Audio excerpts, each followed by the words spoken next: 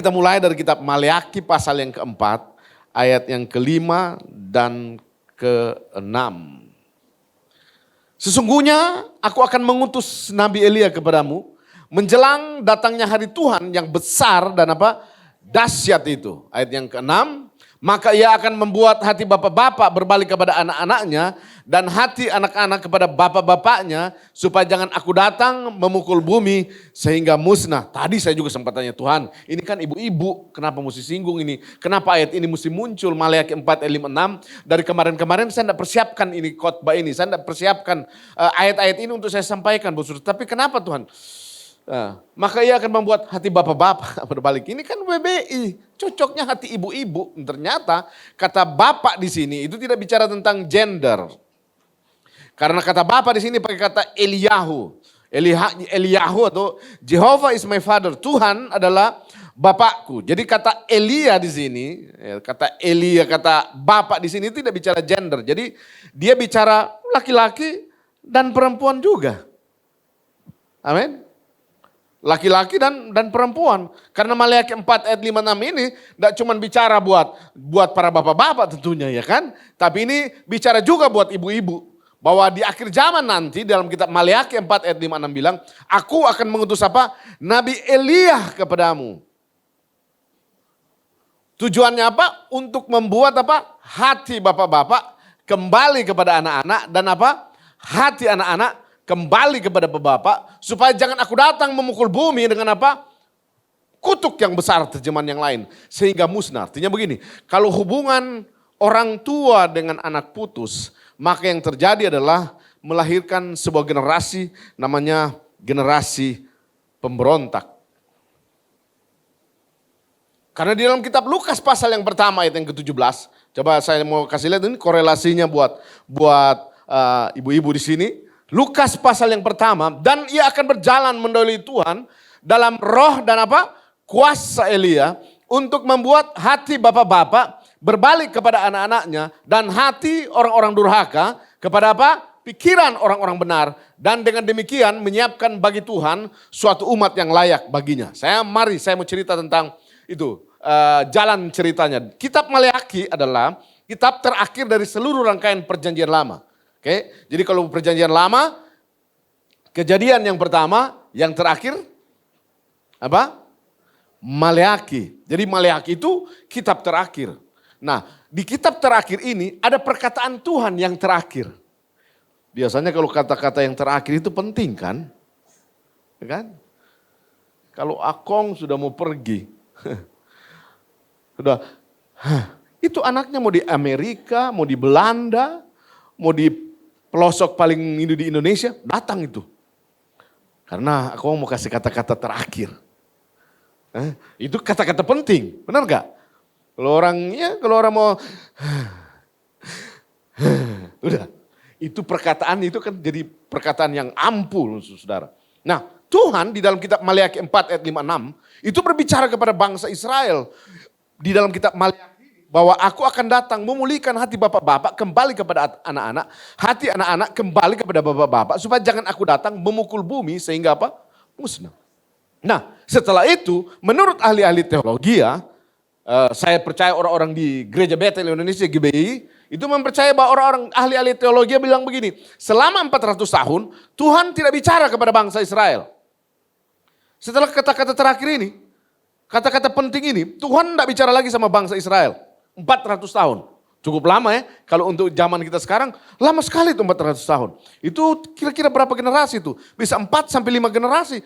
Tuhan tidak bicara kepada bangsa Israel. Tidak ada firman Tuhan.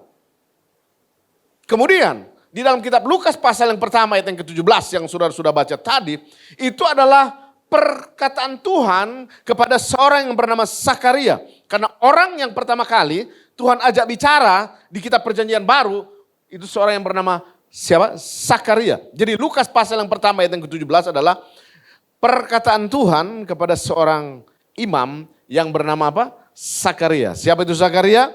Sakaria papanya Yohanes.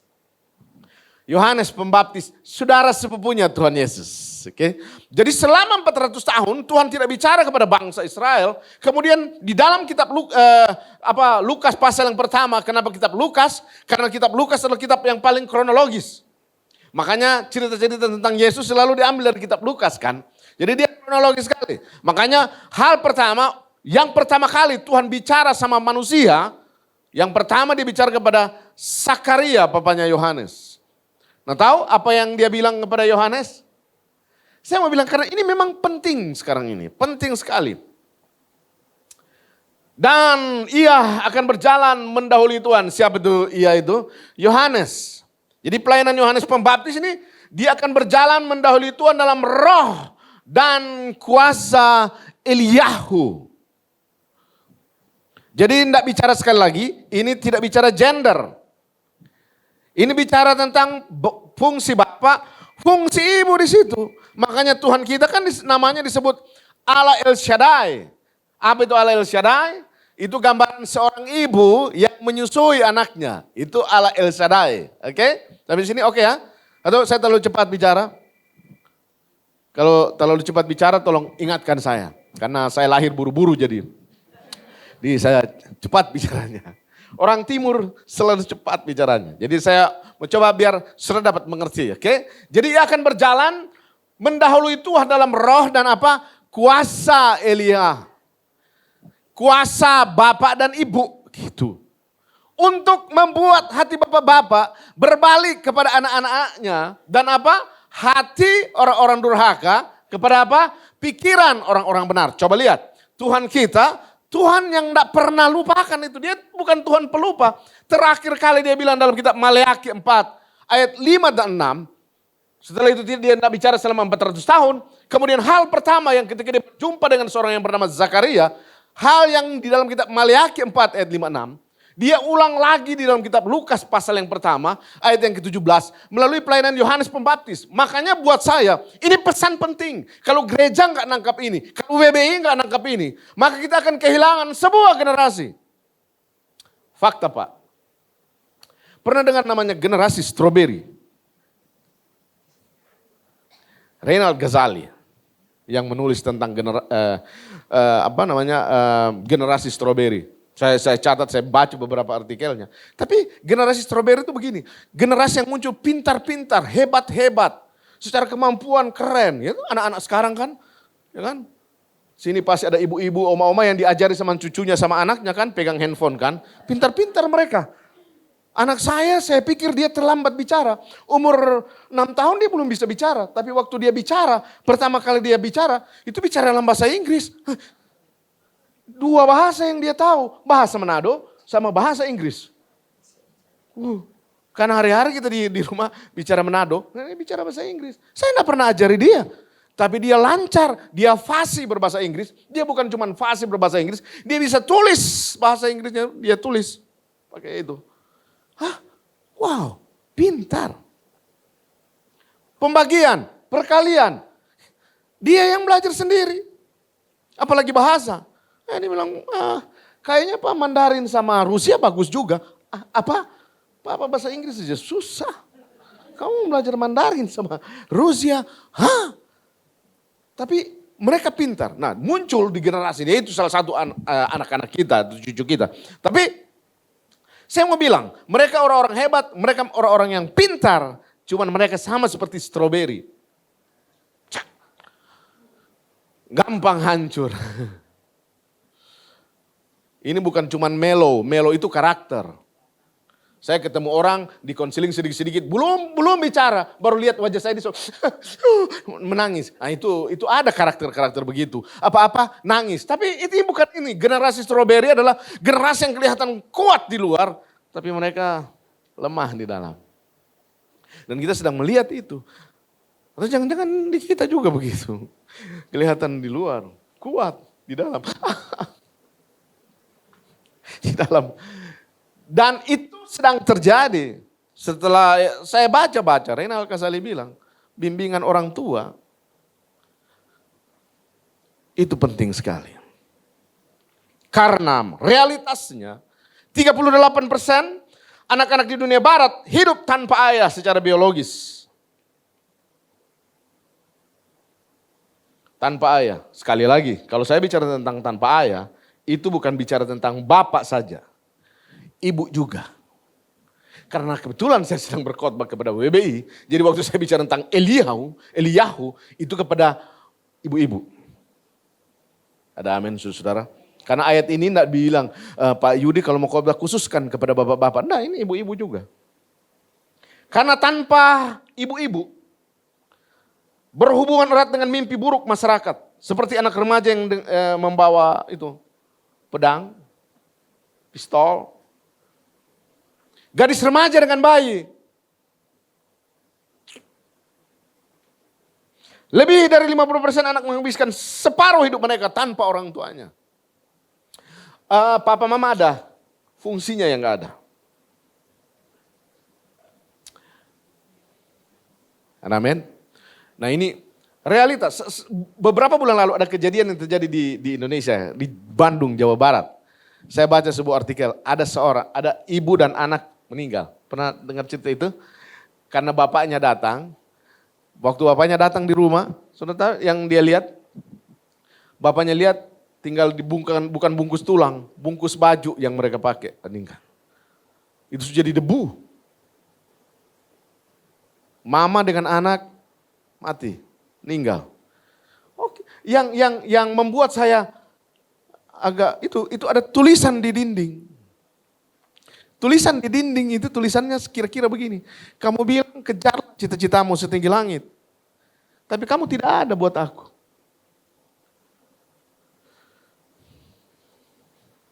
Miris ya. Makanya pentingnya orang tua. Yang ibu-ibu, bapak-bapaknya itu di rumah, kasih tahu ini. Kamu bilang kejarlah cita-citamu setinggi langit. Kamu udah datang biayai saya. Saya minta uang, kamu udah kasih. Karena bapaknya lagi itu sok-sok kreatif dalam dosa.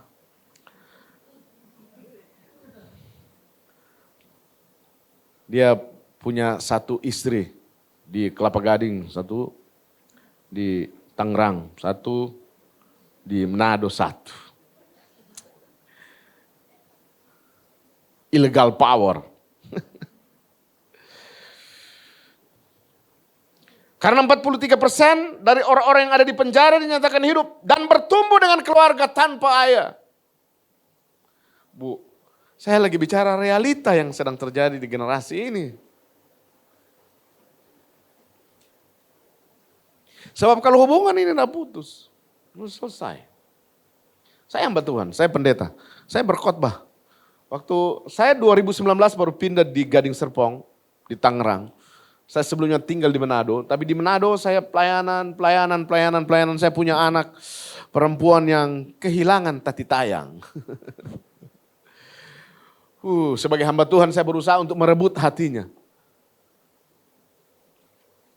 Sangat susah ternyata merebut hati anak-anak kita. Itu harus menyatakan kasih tanpa syarat, bandingkan kadang dongkol, Tapi saya bilang sama istri saya, nyatakan kasih tanpa syarat. Saya mau pegang dia aja susah. Padahal, saudara, bahaya kalau anak itu tidak bisa disentuh sama bapaknya, sama mamanya. Itu berbahaya loh. Karena nanti dia besar, dia tidak bisa tahu ini sentuhan laki-laki yang tidak baik sama dia. Apa tidak. Karena cuma sentuhan. Kita kurang disentuh sama bapak kita. Makanya itu, kita butuh sentuhan di tempat yang lain. Kurang tati tayang. Waktu disentuh oleh pria lain, dia tidak bisa bedakan itu. Makanya ada berapa banyak anak-anak kita yang mereka jatuh di dalam masalah-masalah seks. Bahkan mereka jadi target dari seks moral yang tidak bermoral itu. Disebabkan karena mereka kehilangan kasih sayang. dari bapak dan ibunya. Perhatikan ini. Hukum kasih dan kebencian bergerak hampir mirip. Hukum kasih dan kebencian bergerak hampir mirip. Beda-beda tipis, Betty. Maksudnya Bapak Pendeta, coba jelaskan. Karena kita akan menjadi sama seperti apa yang kita kasihi, kita juga akan menjadi sama dengan apa yang kita benci. Tolong jelaskan Pak. Saudara, saudara kalau lagi suka dengan idola saudara, saudara akan bikin saudara model, saudara bahkan rambut saudara, itu seperti idola saudara. Betul? Wah, saya juga punya idola. Wah, apalagi masih remaja. Itu wah, maunya seperti Iwan Fals. Suara agak dibikin kayak Iwan Fals. Karena itu idola. Sama dengan kebencian juga. Kita juga akan menjadi sama dengan apa yang kita benci. Saya selalu bilang, itu benang merah. Masa sih Pak? Ya. Saya sudah. Coba tulis dalam 1 menit. Apa yang paling kamu tidak sukai sama mama kamu? Dan apa yang paling kamu suka sama mama kamu? Biasanya yang ditulis, paling dia tidak suka, banyak sekali. 1, mama saya cerewet, mama saya suka pukul-pukul, mama saya bicara terus betul. Terus apa yang kamu suka sama mama kamu? Mama saya. Bentar. Itu dia pikir lama. Jangan-jangan sudah coba aja. Tidak perlu di sini. Pulang dari sini tes. Dan biasanya apa yang kamu tidak suka itu turun sama kamu. Masa sih Pak? Mama saya itu menor. Turun. Mama saya cerewet. Turun. Saya tidak suka dengan mama saya. Turun. Saya tidak suka dengan mama saya benci dengan mama saya punya model begini. Turun, dia akan turun sama kamu. Karena hukum kasih dan kebencian bergerak hampir mirip. Nah, saya enggak. Puji Tuhan, kamu sudah dipulihkan. Karena apa yang kamu tidak suka, biasanya dia turun. Apa yang kamu benci, biasanya itu turun. Nah, pulang dari sini. Uji ini, karena begini, ini penting. Lukas pasal yang pertama ayat 17 dan 18, Alkitab bilang begini, aku akan memulihkan hati bapak-bapak, Lukas, hati orang durhaka kepada pikiran orang-orang benar, dan dengan demikian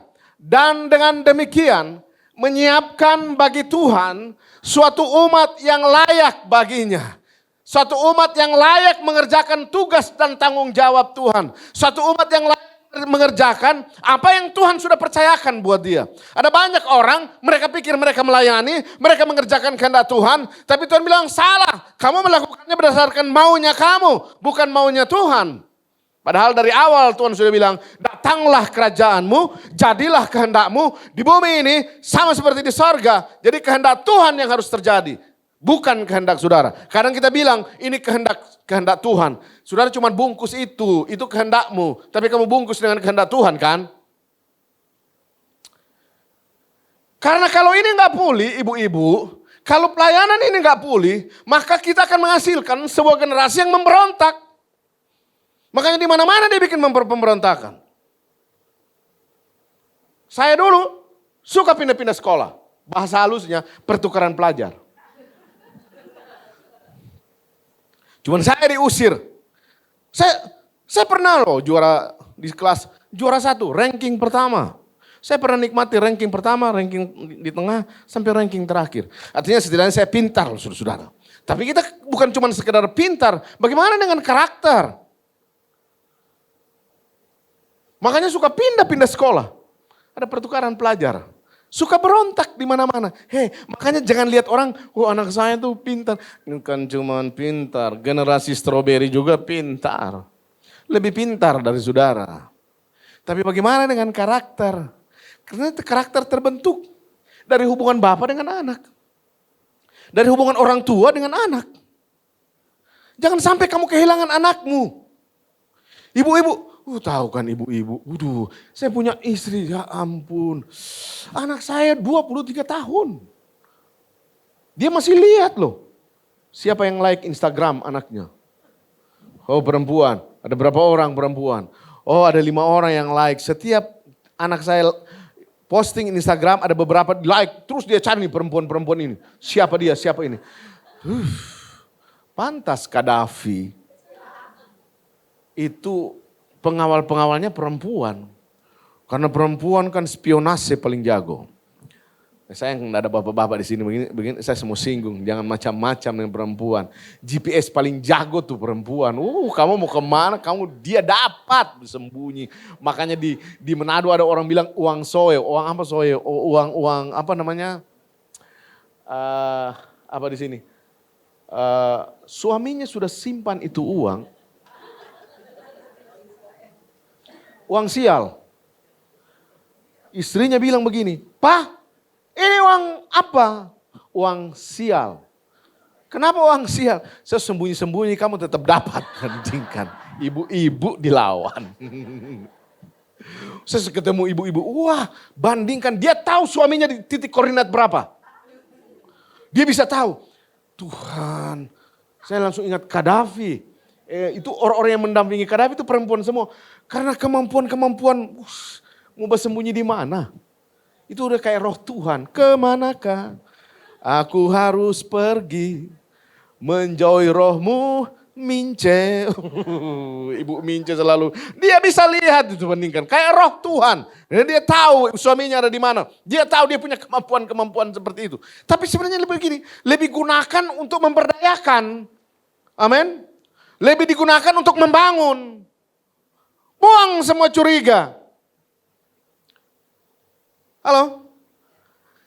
Karena ini berita, mungkin saudara, masa sih? Hei, ini penting sekali. Bagaimana menyiapkan sebuah umat Tuhan yang layak bagi Tuhan.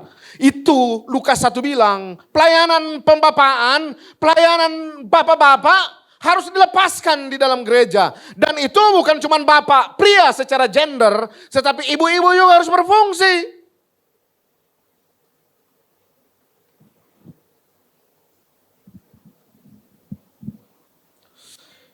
Karena ini bahan, jadi tantangan juga buat saya. Tapi saya coba mau baca buat saudara ya. Saya lihat. Boleh, saya masih punya waktu? Tolong ingatkan saya. Karena kadang saya pura-pura lupa.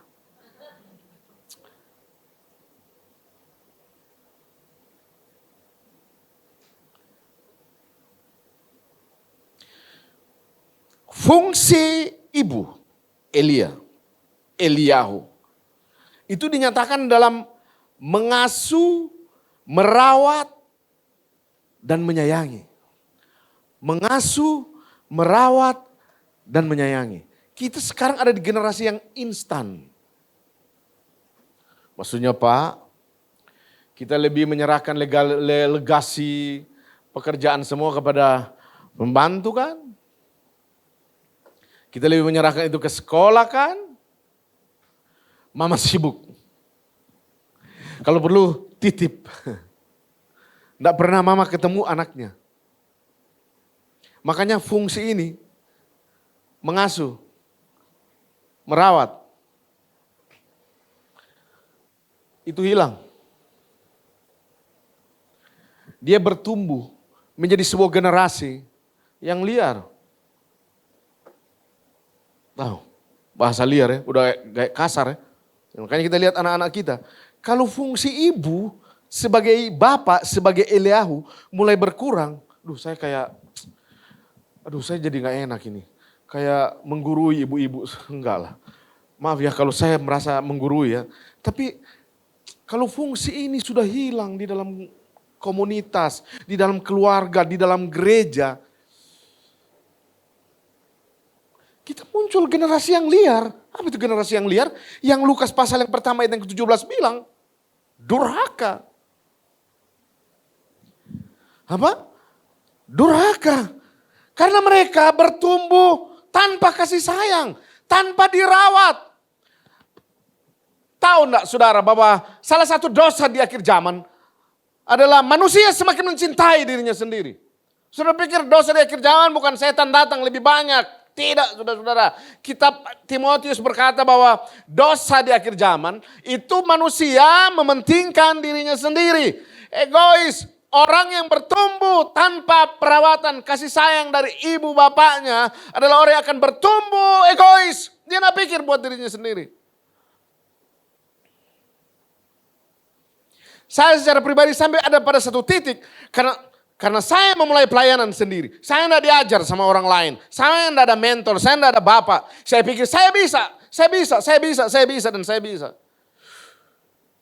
Egois. Makanya kalau kita lihat anak-anak kita egois, ya mulailah kita berkaca. Kenapa dia egois? Karena kita yang egois. Karena kita kurang merawat dia. Karena kita kurang mendidik dia. Maafkan kalau berita ini kayaknya mencoba kayak menggurui-gurui saudara. Aduh, buat saya juga gak enak untuk bicara ini buat saudara. Tapi hey, demi sebuah generasi. Kita telah kehilangan generasi hari-hari ini. Saya sebagai hamba Tuhan sampai ada pada satu titik. Karena saya memulai dari pelayanan youth, pastor youth di gereja. Dan saya pikir ketika saya baru pulang dari Sulawesi Tengah, ada KKR, mereka undang dalam sebuah KKR youth. Saya bilang begini, kok saya kayak ada jarak ya? Saya udah kayak, kira-kira pesan-pesan apa yang saya mau sampaikan buat mereka? Jangan-jangan apa yang saya sampaikan mereka nggak ngerti, kayak sudah ada jarak begitu. Dan itu yang sebenarnya yang sedang terjadi. Ya, buat ibu-ibu yang punya anak-anak, mulai perhatikan anakmu. Karena berita ini Tuhan sudah bilang dari kitab Maleakhi 4 ayat 5 dan 6. Sesungguhnya aku akan mengutus roh Elia kepadamu untuk memulihkan hati bapak-bapak kembali kepada anak-anak. Dan hati anak-anak kembali kepada bapak-bapak. Supaya jangan aku datang memukul bumi sehingga musnah. Supaya jangan ada begini, kutuk yang besar. Supaya jangan ada, kalau perjanjian baru bilang, pemberontakan. Generasi yang durhaka. Makanya waktu dia pertama kali, sekali lagi, bicara kepada manusia. Dan orang yang pertama diajak bicara, seorang yang bernama Zakaria. Dia ulang lagi apa yang dia bilang di dalam kitab Maleakhi 4 ayat 5 dan 6. Dia ulang lagi di dalam kitab Lukas pasal yang pertama. Bahwa Yohanes Pembaptis adalah pelayanan pembuka jalan. Untuk menyiapkan sebuah umat Tuhan yang layak. Dengan jalan apa? Mengutus roh Elia. Untuk memulihkan hati orang durhaka. Kepada pikiran orang benar. Dengan demikian. Menyiapkan suatu umat yang layak. Saudara pikir menyiapkan sebuah umat Tuhan yang layak cuma dengan seminar. KKR. Saya tidak bilang itu salah. Saya banyak terlibat. Waktu saya ada di Manado, saya banyak terlibat dalam KKR. Belasan ribu orang hadir. Saya ada di situ. Kalau cuma karena mempersiapkan umat Tuhan yang layak cuma dengan KKR, dengan seminar. Rasanya belum sampai di situ. Menyiapkan semua umat Tuhan yang layak adalah menyiapkan sebuah umat Tuhan yang telah dibapai. Menyiapkan sebuah umat Tuhan yang dimana spirit Eliyahu, spirit Jehovah is my father, spirit Bapa dilepaskan buat kita. Tentang Bapa. Anak saya sekarang sarjana, bekerja. Saya tidak mau hitung-hitungan sama dia. Saya tidak bilang begini, Joshua, kamu sudah kuliah kan? Sudah besar kan? 50-50 dong. Tidak ada bapak-bapak begitu. Pada umumnya bapak-bapak tidak begitu. Ibu-ibu tidak begitu kan? Apalagi mamanya. Dia senang kalau lihat anaknya sudah kerja apa. Wah dia senang sekali. Itu spirit orang tua. Spirit orang tua itu memberdayakan. Bukan memperdayakan. Dia senang anaknya. Ini tidak mau hitung-hitungan dengan anaknya. Bahkan bapak itu, biar dia cuma tukang sayur, dia mau anaknya insinyur. Biar cuma sama di belakang. Bukan sayur, insinyur. Sama, tapi dia akan habis-habisan. Dia akan bikin apa saja. Orang tua kita begitu kan, bapak kita begitu kan, mama kita begitu kan. Dia akan apa saja supaya demi anak-anaknya. Kita banyak pemimpin, kita kurang bapak, kita kurang ibu di dalam gereja. Kita banyak orang-orang hebat. Tapi kita kurang bapak yang memberdayakan anak-anaknya. Kita kurang. Seorang bapak selalu membuat ini. Dia buka hati ketika anaknya berbuat salah. Bapa di sorga, tangannya selalu terbuka buat kita. Waktu kita gagal, pernahkah dia menolak kita? Waktu kita jatuh di dalam dosa, pernahkah dia menolak kita? Penerimaan itu penting tanpa mempercakapkan latar belakangnya apa. Itu penting, saudara-saudara. Makanya kenapa kita perlu spirit Eliyahu ini. Tahun 2022, masih COVID kan? Masih. Anak saya tabrak mobil. Saya bilang, Joshua kalau mau tabrak mobil, pilih-pilih. Jangan yang mahal. Cuma namanya tabrakan, mana ada yang pilih-pilih. Saya mau nabrak yang mobil yang paling murah yang mana. Dia lagi mundur, habis antar temannya. Mundur, kakinya itu licin, gas dia. Hajar Mercy di belakang. Jesus. Mercy, saudara-saudara. Mercy. Baru kaca itu, lampu, 27 juta. Ini pendeta di zaman COVID, nggak ada apa-apa. Saya kayak begini, langsung kan kita, hah? Apa? Wah, bukan itu anak dari singa dari suku Yehuda, singa dari suku Manado. Apa? Awas kamu Joshua. Wah udah saya bilang kalau dia berani datang di rumah, saya hajar dia. Tapi kayak saya bilang begini, Bapak itu selalu punya tempat ketika anaknya berbuat salah. Sama seperti Bapa di sorga. Seperti Bapa sayang anaknya, demikianlah Engkau mengasihiku. Sudah kayak nak pernah salah. Siapa sih nak pernah salah? Siapa sih nak pernah gagal? Dari wajahmu terlihat wajah-wajah yang pernah gagal dan sering gagal. Tapi pernahkah saudara ditolak oleh Bapa di sorga? Kasihnya selalu merangkul, kasihnya selalu membangun, kasihnya selalu menguatkan, kasihnya selalu meneguhkan. Dia punya tempat ketika saudara berbuat salah. Kita kan enggak, waktu anak kita bikin salah, apa? Hah? Hei, kita suka hakimi orang pada akhirnya kan. Neraka lu. Yesus mati supaya orang enggak ke situ. Kenapa saudara tunjuk-tunjuk orang ke situ? Jangan gambarkan kayak Tuhan itu kayak, dari atas terus dia pegang cambuk waktu saudara bikin salah dia cambuk saudara. Enggak, dia mengasihi saudara. Kalau begitu Pak Pendeta boleh bikin begitu? Enggak, kamu didisiplinkan sebagai anak. Walaupun disiplin itu bukan karena saudara lagi marah-marah kamu disiplinkan. Hari itu saya panggil anak saya waktu Tuhan bicara buat saya. Saya berubah loh. Hari itu saya bisa peluk dia. Padahal jarang. Saya dulu bikin salah, kayu. Salah saya kayu langsung dihajar. Tapi hari itu saya bisa peluk dia. Dan hari itu ada banyak hal yang berubah dari anak saya. Karena kadang perubahan terjadi bukan karena aturan-aturan. Perubahan terjadi karena kamu mengasihi. Kamu harus punya tempat ketika anakmu berbuat salah. Ada amin, saudara. Tapi dia bikin salah lagi, kasih tanpa syarat.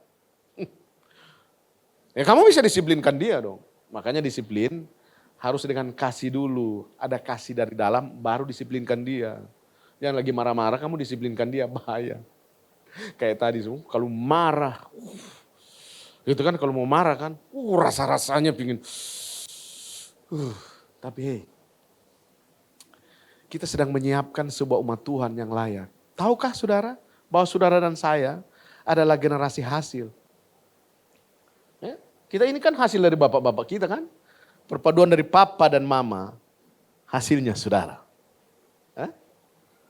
Dan sudah terbuat dari tiba-tiba ada batu, kemudian lalu saudara keluar dari situ, enggak kan. Tiba-tiba ada telur, kemudian pecah, kemudian saudara keluar dari situ. Enggak kan. Saudara dari orang tua kita. Makanya gampang kan melihat saudara, saya bisa tahu orang tuamu sudah seperti apa. Makanya orang komunis bilang, kasih anaknya, kami bisa tahu bapaknya seperti apa. Bawa anak-anak mereka ke sini, kita akan muridkan, kita akan bapai mereka. Makanya sampai akhir hayatnya Hitler itu disebut bapak. Hitler bapak namanya kan, bahasa Jerman itu pakai kata bapak. Apa bahasa Jerman? Führer atau apa. Itu bapak. Karena dia telah membapai orang-orang Jerman sebagai bapak. Seharusnya gereja, WWBI, akan menjadi bapak buat generasi-generasi yang akan datang. Karena bapak tidak harus populer, tidak harus mesti terkenal. Karena bapak tuh begini, kita tuh terbelajar tuh muridkan orang-orang. Jangan lihat bulan depan, tahun depan. Kadang 15 tahun kemudian. Anak-anak saya yang saya mentor dari masih SMA. Saya baru lihat 15 tahun kemudian. 20 tahun kemudian. Jadi, kenapa dari dulu? Semua by proses. Amin. Kita didik anak-anak kita itu puluhan tahun. Sama di dalam gereja. Untuk merawat, mengasihi, menerima orang, menerima mereka apa adanya. Itu butuh proses. Nanti 15 tahun kemudian, 20 tahun kemudian. Kita lebih suka cepat, kita lebih suka instan kan. Kita lebih suka yang begitu-begitu. Kita lupa, padahal masa-masa kita persiapkan mereka, itu jadi hal yang sangat penting buat mereka. 20 tahun kemudian, 30 tahun kemudian, Musa saja, Daud saja sudah diurapi menjadi seorang raja. Tapi perlu puluhan tahun, belasan tahun untuk persiapkan mereka. Dan saya percaya bahwa roh Eliyahu sedang dilepaskan buat mereka untuk mempersiapkan sebuah generasi. Lama memang, tidak populer memang, tidak enak memang. Makanya bentuk pemuritan di akhir zaman itu tidak cuma melalui ibadah-ibadah dan kebaktian-kebaktian, tapi melalui gaya hidup setiap hari. Makan bersama-sama dengan mereka, duduk bersama-sama dengan mereka, ngobrol bersama-sama dengan mereka, sharing satu sama lain bersama-sama dengan mereka. Halo? Makanya tidak usah banyak-banyak. Saya di Garam Community, orang tanya, jemaat berapa? 11 orang. Ya, 10 sampai 11 orang. Sedikit, tidak enak sama Tuhan Yesus. Tuhan Yesus 12, masa kita 13? Tapi lebih ke membagi hidup. Populer kan? Biasa aja, cuman modal. Terus, cuma modal begitu. Coba aja. Saya sudah bilang di sini kan. Makanya kita dikasih telinga 2. Mulut 1 kan. Supaya apa? Lebih banyak mendengar daripada bicara. Saya ini kan lahir mulut duluan. Saya waduh kalau mau konseling orang. Wah dia baru 5 kata, saya 100 kata. Karena lahir ember, bocor. Wah ember sekali saya. Sampai suatu saat 2013, saya jadi gembala di sebuah gereja GBI. Maksudnya GBI biar kelihatan keren. Di Manado. Di situ saya belajar untuk cuman terus orang banyak di jamaah Tuhan cuman dengan itu, serius. Mau khotbahin sama orang Ambon, orang Manado, orang Medan. Dan masih kecil mereka sudah Kristen, sudah. Jangan dikhotbahin aja mereka. Dengarkan saja mereka. Karena mereka perlu didengar. Makanya kita perlu telinga 2. Ya, saudara coba kayak ibu-ibu. Ibu-ibu kan sini kan, 5.000 kata kan. Belum 5.000 kata. Saya biasanya kalau habis pelayanan saya mau capek, saya telepon istri saya. Cuman supaya ada ribuan kata yang keluar. Karena kalau saya datang, pelayanan 2 minggu saya datang, selesai saya.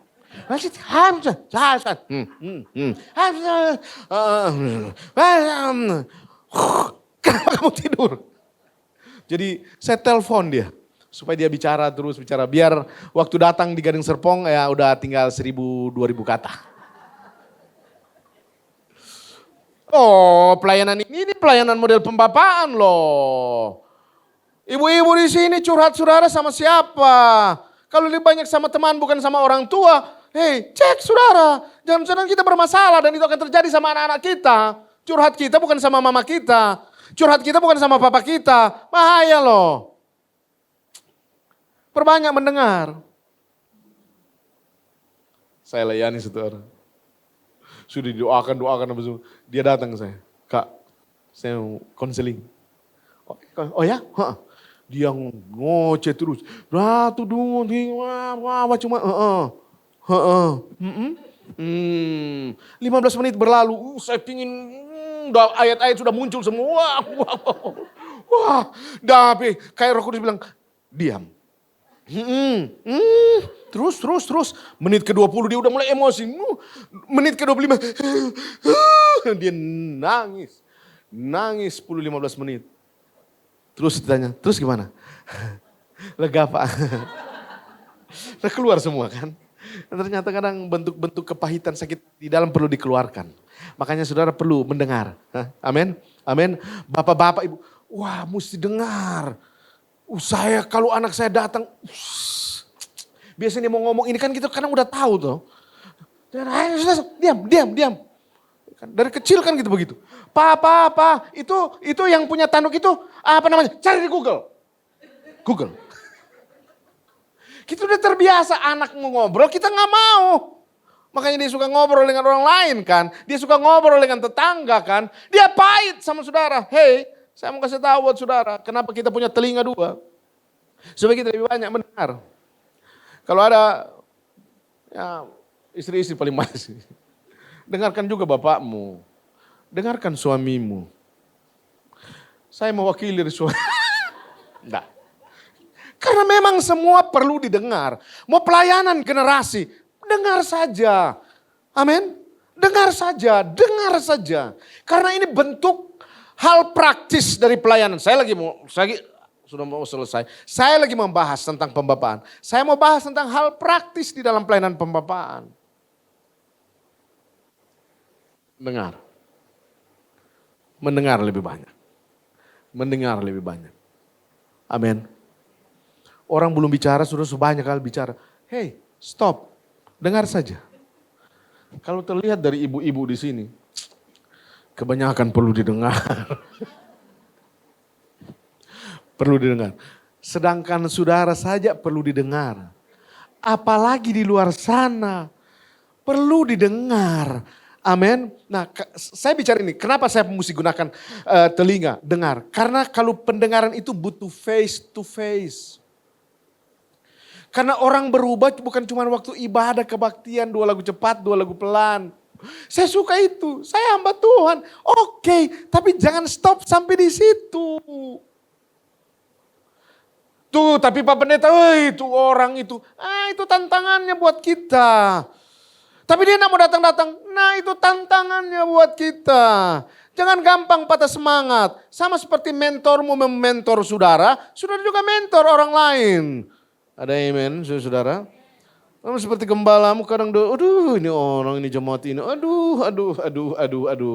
Nah, saudara juga lakukan hal yang sama orang. Kadang, menjengkelkan, membuat kita patah semangat. Tapi hey, orang-orang yang menantikan Tuhan selalu mendapat kekuatan yang baru. Orang-orang yang selalu berpegang dengan Tuhan. Selalu Tuhan pimpin setiap langkahnya.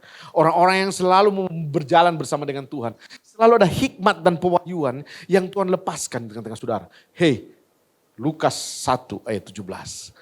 Dengan demikian menyiapkan sebuah umat Tuhan yang layak bagi Tuhan.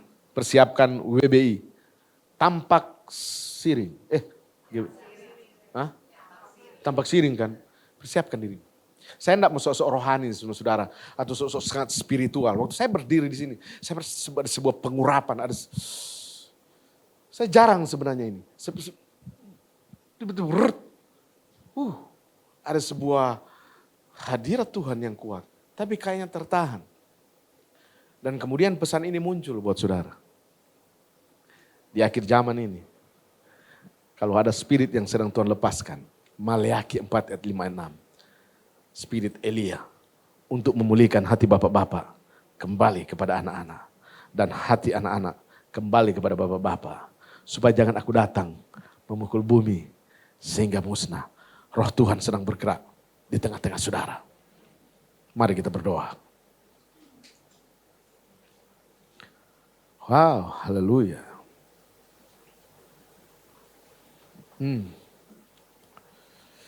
Haleluya. Biar kami dapat menangkap pesan-pesan-Mu Tuhan. Biar pesan-pesan firman Tuhan dapat tertanam oleh hikmat dan pewahyuan Tuhan. Bahwa di akhir zaman ini akhir zaman Tuhan. Engkau akan mengutus Nabi Elia kepada kami. Spirit Elia, Spirit Bapa kepada kami. Tujuannya untuk memulihkan hati bapak-bapak kembali kepada anak-anak. Dan hati anak-anak kembali kepada bapak-bapak. Supaya jangan aku datang memukul bumi sehingga musnah. Oh my God. Ini bukan sesuatu yang main-main Tuhan. Hamba mau berdoa. Biar wanita Betel Indonesia tampak siring. Akan menjadi ibu. Yang menjalankan spirit Eliyahu. Di generasi ini Tuhan. Wow. Sebelum kedatangan Tuhan. Ada seorang nabi yang berseru-seru di padang gurun. Dia adalah Yohanes. Dan Yohanes telah dinubuatkan. Bahwa ia akan berjalan mendahului Tuhan. Dengan roh Eliyahu. Jehovah is my father. Filipus berkata dalam kitab Yohanes pasal yang ke-14. Tunjukkan Bapa itu kepada kami. Itu sudah cukup buat kami. Dan Yesus bilang, kalau kamu lihat aku, kamu lihat Bapa. Amin. Kalau kamu lihat Bapa, melihat Bapa, lihat aku, lihat Yesus. Dan Spirit Yesus, Spirit Roh Kudus, Roh Kudus sedang bergerak di tengah-tengah kami. Memulihkan kami. Pulihkan Tuhan. Bahkan setiap pesan-pesan firman Tuhan yang meneguhkan tadi. Kalau kami dapat menangkapnya. Disertai dengan pemulihan dari Tuhan. Pemulihan daripada Tuhan. Kalau kami tidak pernah mengalami sentuhan Bapa, sentuhan Ibu.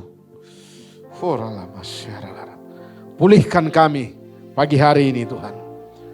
Pulihkan kami. Roh Kudus terus bergerak di tengah-tengah kami. Roh Kudus bergerak di antara kami. Roh Kudus terus memulihkan kami. Wow. Haleluya. Mari bangkit berdiri saudara. Sambil nikmati aliran Roh Kudus. Seperti air yang sedang mengalir. Wow.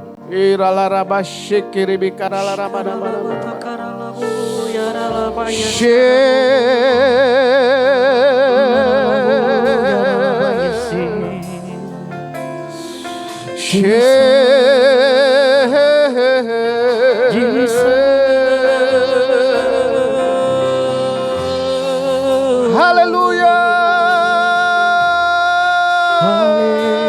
Haleluya. Haleluya.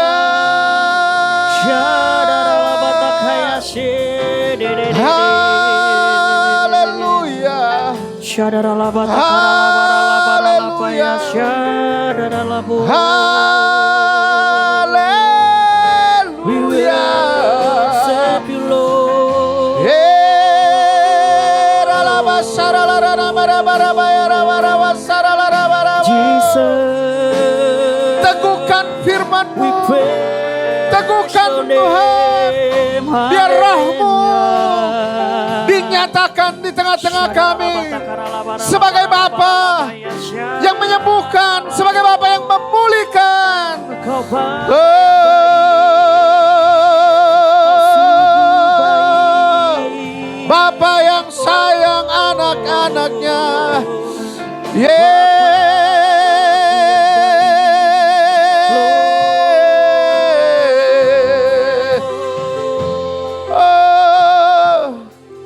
Haleluya. Amin. Amin Tuhan. Semua yang tidak beres dibereskan oleh Tuhan. Bereskan tuh. Bereskan sikap hati saudara. Tuhan sedang bereskan itu.